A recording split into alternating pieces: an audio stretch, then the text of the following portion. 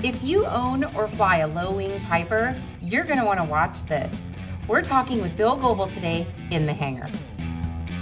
I used to be a well-respected member of the aviation community, and then I started flying to Cirrus, and that changed. Well, that was great until the engine quit. And all of a sudden I see these explosions and these trees exploding. I'm walking away a better pilot because of this discussion. Welcome, I'm Christy Wong. And I'm Dan Milliken. Today in the hangar, we're going to be talking about the proposed Piper AD that's hitting everybody. You're going to want to know about this. We've got with us Bill Goebel. Bill, thanks for being with us. No problem. Thanks for having us. Okay, so Bill, you're a A&E.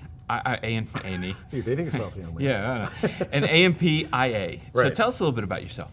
Background is grew up in an airline family. Real quick, grew up in an airline family. My dad was a airline pilot. My three older brothers are licensed pilots. So whenever we went to the airport, I went along with them. And then after about the third child that my dad taught to fly, he said he's kind of done. So I was the kid that ended up at the hangar and hung around there. It wasn't until about my mid-40s that I picked up my pilot's license. Finally got around to doing it. So licensed pilot, airframe, power plant mechanic, and with an inspection authorization.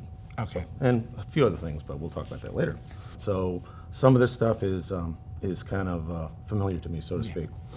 All right, well, we're talking about ADs today, specifically for the PA-28s. Talk to us about what an AD is first. Okay, an AD, in pilot speak, it's AD is Airworthiness Directive. It's a AD. Airworthiness Directive, it's a rule, 14 CFR Part 39, different part of what we fly in as far as our flying stuff. But it's basically a mandatory change in the rule of things that you must do to fix your plane, regardless of the operation. It's mandatory. So there are a lot of things that happen in maintenance with manufacturers, bulletins and letters, and they're not necessarily mandatory, but an airworthiness directive is. So it's something that must be done if you want to continue flying your aircraft. An airworthiness directive, something bad happened, and this is kind of the message that I try to put out to people. Something bad happened. Much like golf, if you've ever played golf, you get a mulligan, right? Mm-hmm. And as a manufacturer, a lot of times you'll get a mulligan, okay? Something bad will happen, somebody will get hurt, and the FAA, they're benevolent until they do all their fact finding. They'll say, well, that's a one-off. A lot of times the manufacturers have a lot of service history. They know what's going on with the aircraft, but nothing really bad has happened. So now something has happened in the fleet and an aircraft has had a bad problem. Something bad happened. But more than once. Right, so what happens is that first one is kind of a freebie. Right. Okay, the second time, that's when the FAA says, stop. We have a problem. Because now when I said something bad happened, typically somebody died. Okay, so it's Right. very grave. I take it to heart. It's very grave. So Piper had that happen. Okay, but I thought it only happened once. Did they It not get only- a mulligan?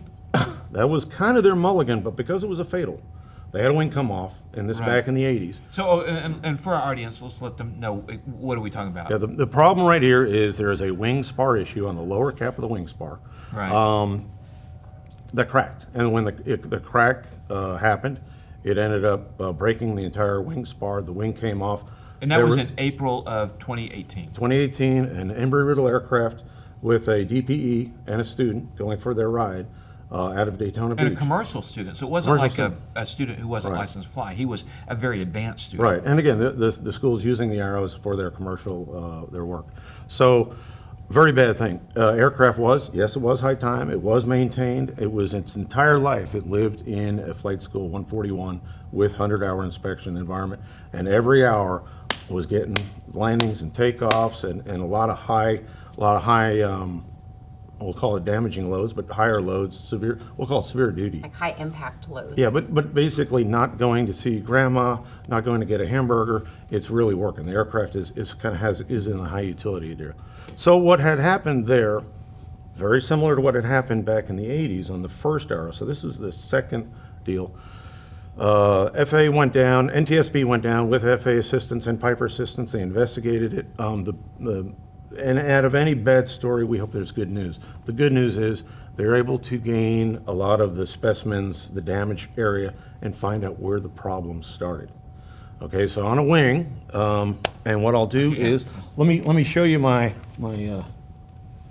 deal here. So this is what the fuselage This is kind of what the fuselage of a Cherokee looks like.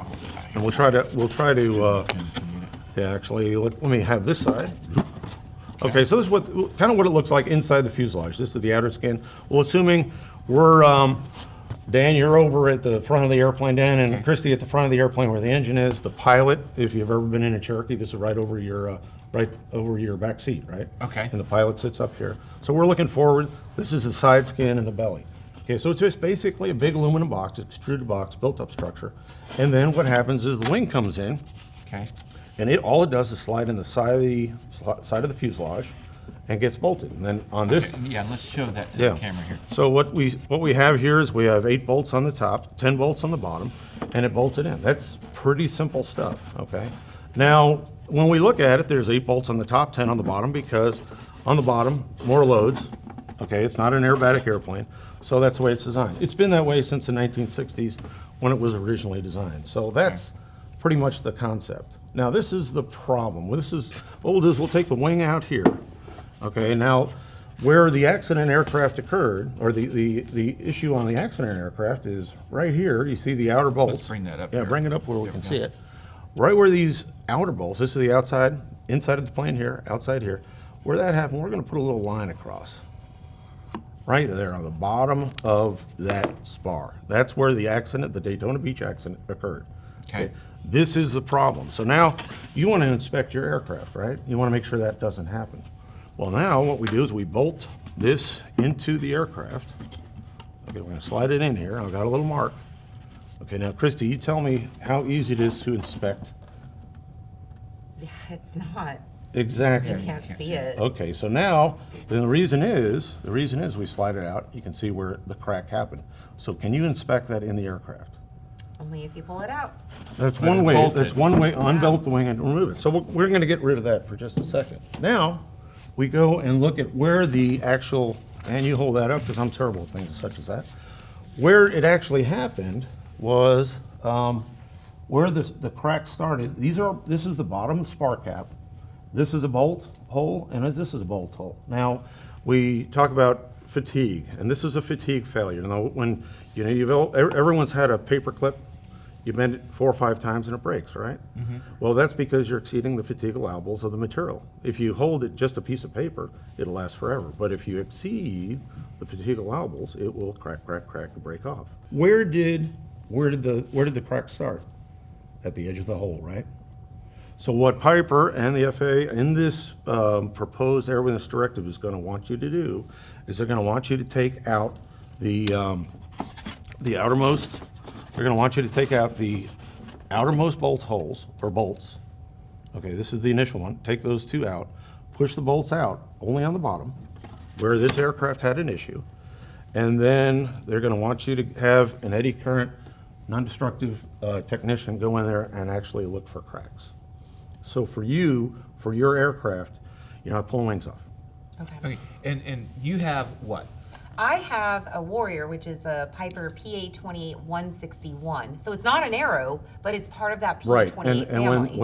when Carl Berge and Fred Wick and Johnny Thorpe designed this back in the 60s, they're all basically derived from the same same design. aircraft. So again, we have the Cherokees, in that family, same common parts. We have the Cherokees, the Warriors, the Archers, the Arrows, the Cherokee 6. So those aircraft all have similar parts, have the possibility of having similar issues. So they're all grouped in the Airworthiness Directive.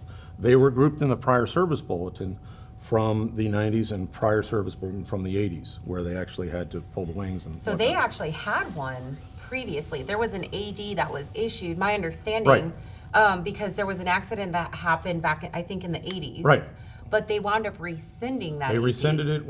Now this is as the Airworthiness Directive. Remember, this is a proposed Airworthiness Directive. The one thing that we don't have right now is we don't know, okay, if we check it today, when's the next time we're going to check it? That's not currently published. Right. Why is that? Because what you're going to do on your aircraft is you're going to have your mechanic or whatever go in and do a logbook search and see if your aircraft is in the zone, so to speak, to be needing not every aircraft's going to need an inspection. But if it needs an inspection, then you're going to inspect the aircraft and you're going to send those results to the FAA. FAA is going to build a database along with Piper, and NTSB. They're going to build a database and figure out where and how bad it is. Now, Okay, so if the FAA AD Yep. is established and goes from proposed to law, Yep. Christie will have to initially have somebody do the She'll have to do inspection. the logbook, run the logbook Okay, numbers. that's step one. Step one. And then she can also send that information to the FAA, okay? And then now they're going to build their database. If she runs the numbers and finds out that it needs an inspection, then Then she goes to step two. she'll have to go to step two and inspect it. But we don't know when your next inspection will be until they build the database and figure it out. Now, on the original one, on the original Arrow separation years ago, they inspected several aircraft, and there were only a few aircraft in the entire Piper fleet, a few aircraft that had cracks. So then that was the reason for rescinding the airworthiness directive at that time. It was not an issue in the fleet. It was, they considered it an outlier. Okay. Okay, now that same fleet hasn't gotten any younger. So now it's gotten older. So there may be more owners things, but it may be where you're logging your numbers and you'll have to do certain things. And Okay, so that's- for the inspection, $200 for step one. Step one. $200 for step two if they've got inspected. if you got inspected, you're gonna have a mechanic take the bolts out, take the rear Okay. seat out. And And then then- get a NDT inspector in. So that may be And more then than a few step hundred. three. Step three, the biggest thing on step three is we don't really know what the pure step three is as far as recurring. But what we do know is when you do your numbers, it's a function of service life and annual annual inspections and/or really 100-hour inspections. Okay, so it's a function of total time in service and 100-hour inspections. Now, one of the things I did got hold of Christy and Steve here this week and ran numbers. I said, okay, you've got an 8,000 hour-ish airplane, right? So this is kind of the ramification. So the deal is you're going to go through all your logbooks. You're going to figure out how many 100-hour inspections you have and your total time in service. Those are the two things you need to have. There's a formula in there, airworthiness directive, real easy to figure out. And then you're going to end up with what they call factored service hours, okay, which is the number that the FAA is looking at. So the factored service number, just 5,000 is the number, is the magic number, okay? So let's assume that you bought your aircraft, you've owned your aircraft its entire life, you've done nothing but go and get hamburgers and flight training, but it's been your airplane. Never been in commercial business, it's never had 100-hour inspections, okay? So if you had a total time of 8,000 hours, no 100-hour inspections, your factored service hours on that aircraft would be about 471 hours. Wow. Okay, well, what about 5,000? 470, you have a long way to go before you'll ever get to 5,000. Do you have a problem? No. Will you need to do an inspection? No. Okay. What do you need to do? Go fly. You're safe. Okay. Okay, so now, Okay. so Good now, news. so that's plan one. Okay, plan two is Christy buys an airplane, it was in a flight school. For 4,000 hours, it was in a flight school, and now she's flown it 4,000 hours, going to get hamburgers, going to see grandma. Okay, so that first 4,000 hours had 40 100-hour inspections, right? 4,000. So now if we take 4,000 hours of 100-hour inspections and 8,000 hours total time, run a factored number, we're at 4,235. Okay, what's that mean to you? You're getting close, right? So now you're really going to have to watch your factored service hours. Okay, Okay. so now you've got something. You don't have to go pull your wings. You don't have to go do inspections yet, but you're getting close. Right. Okay. Okay.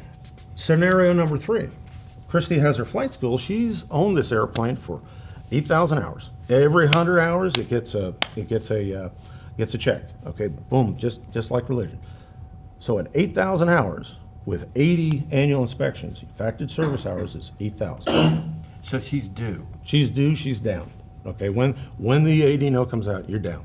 Okay, so then let's walk through. Step one is $200 for Yeah. logbook stuff. Yep. Step two is the inspection, and that's a couple hundred, maybe Probably a little bit more. yeah. Okay, then what if there's a problem? If there's a crack, well, that's the thing we don't know. Okay, when I said, what do we? I thought I saw something in the AD, the proposed AD, that the FAA said something about Wingspar replacement, $8,000. Yes, if you have a correct wing spar. Now, what we do know from history is how many wing spars did they have on the original project 30 years ago or 20 years ago? They had a couple. Okay, so does that mean all of a sudden everyone's going to be buying Wingspars? I don't think so. I really Okay. don't think so. Are you going to have a few folks that will have cracks? Probably. And hopefully we catch them all before anything happens. So I don't think it's going to be a huge deal. The Embry-Riddle aircraft was flown on the coast. Okay. Salt environment is an issue. Wondering about that. My big deal is pressure washing. Okay. Pressure wash. You'll have people that pressure wash their airplane. What does that do? That's a great way to inject stuff into joints on aircraft. So don't do it. Wow. Okay. That's enlightening. I did not know Okay, a lot of that. folks never think about that. Okay, what are you going to do? You're going to just keep pressing. Now, what if I'm on the coast and I'm pressure washing my airplane? I'm pushing salt water into all my joints. Not a good idea. So think about that. You know, it's maybe a whole lot better to do some Corrosion X ACF 50 type product. So that's just an aside. But so you're going to have, there is the possibility you're going to have to buy a wing. Okay, A whole wing. a whole wing, or basically get the wing respar. I mean, wouldn't that be okay? Yeah, Wingspar. Yeah, okay. So that means the wing would have to come off, it'd have to go to a shop with a fixture, be replaced and all that. Cool. Now there's a couple other conditions on this airworthiness directive. So Christy has this airplane and she's flying it for 7,500 hours, okay? And she's going to get hamburgers and flight instruction. She taxis in, she hits a trash can and bends the wing. So then she goes to the salvage yard and gets a serviceable wing. Beautiful shape, repainted, wonderful. In fact, I just did one with a customer. Put it in. What's the service history of that wing? I don't know. Where'd it come from? It's good when we inspect it, we put it in. What the FAA says is if you don't know the history of it, boom, you immediately are doing inspection because you don't know the history. But when you installed it, you did the inspection. You Hopefully. you didn't do that inspection, today's inspection, you know what I Okay. mean? So anybody that's buying a Piper airplane that's in this family right now and they've got to replace a wing, get the right inspection done. Right. In fact, I just had a customer that, good friend of mine, that they were out, they called me the day the AD dropped, the proposed AD dropped. And they said, what is this? And I said, you're looking at buying a Piper, it was a PA 28 180, 180 horse Cherokee. You need to negotiate. And they got $4,000 off the price. Bam. Wow. For possible ramifications. That's something you need to think about if you're buying or selling. If you're selling, you just took a shellacking. There's a lot of folks that, and I'm sure the Piper Aircraft Company doesn't like the fact that now it's going to be harder to sell against 172s and Cirruses and all that, their Arrows and their Cherokees and Warriors and all that. So it's an issue. I mean, it's a big issue for Piper. Piper is a vested interest to get this, good and get it back. So again, it's really big. We want the aircraft to fly. We want them to fly safe. So that's an issue. So if you don't know what happened to your wing or anything, if there's any lost records, you're immediately due an inspection. So now there's a proposed airworthiness directive. It's going through the cycle. It's an advanced cycle, but it's going through the cycle. So you have a couple months, probably a couple months, before it's published as final rule. Which means if you own a Cherokee, you do, I do. get your logbooks out and figure out how many 100-hour inspections it had, figure out how many total time is, and do the math. Okay. Here's a Okay. question for you. Sure. So let's say you were saying, if you got some wing damage and you replaced it with a wing that you don't know the history on. What if you know the history of the wing? So for example, somebody was taxiing, they hit a trash can. They didn't have to replace it, but it still left damage on the wing. It was repaired, so they just had to repair skin or something. Does that make it more likely that they're does it mess with that, I guess, factored service hour No, it number? does not. Okay. Does not. And again, where they're looking at is the the load, unknown. is the flight loads imposed to the spar joint. Okay. Okay, so if you, and I mean, I had a mailbox once, don't ask me how. And we did the sheet metal work and all, but it did not affect that kind of issue. But if you introduce an aircraft part into that aircraft that you don't know exactly what happened to it, and that's a fact of life, that happens often. So that is going to be something to think about. Most important, the takeaway is get hold of your logbooks, go through your logbooks, if not, get with your mechanic, your inspector, and figure out what you have. Figure out what you have first before you make any decisions. And again, in a few more months, if you have that high time, I've got another good friend, he's got an Arrow with 12,000 hours, Oh, wow. okay? And it's been 100-hour inspections its entire life. So he's legal to fly this month. But next month, or the month after when the AD drops, he's immediately going to have to go with an inspection. Wow. Okay, so again, there's some issues. If you're running a flight school, you got your flight school, and you have 10 Cherokees out there, or Warriors, Cherokee 6s, whatever, and they're high time and they're 100-hour inspections, you probably need to get with your maintenance folks and line up an inspector and all that. The other thing is with the non-destructive technician that comes out, they have to have a sample fault part, a standard. So they have to get their piece of aluminum with the proper EDM damage imposed to it, so that they can work. Basically they know what they're looking for. So some of the shops may take a little time to get that together. I would assume in our area, we're very fortunate in Dallas-Fort Worth. It's just a lot of aerospace, a lot of manufacturing. But again, we're going to have to, put the call out to find somebody to kind of look forward, so that when it drops, if you're in the window, you can get inspected. Wow. Well, that's very enlightening. Thank you so much. Yeah. I mean, this has been a learning experience. And as a PA-28 owner, this is stuff that I definitely want to know. Thank you again so much for joining us. Hopefully it answered a few questions. No, it absolutely did. Very helpful. Well, thank you so much. If you like what you see, please like, share, and subscribe, and we'll see you guys next time.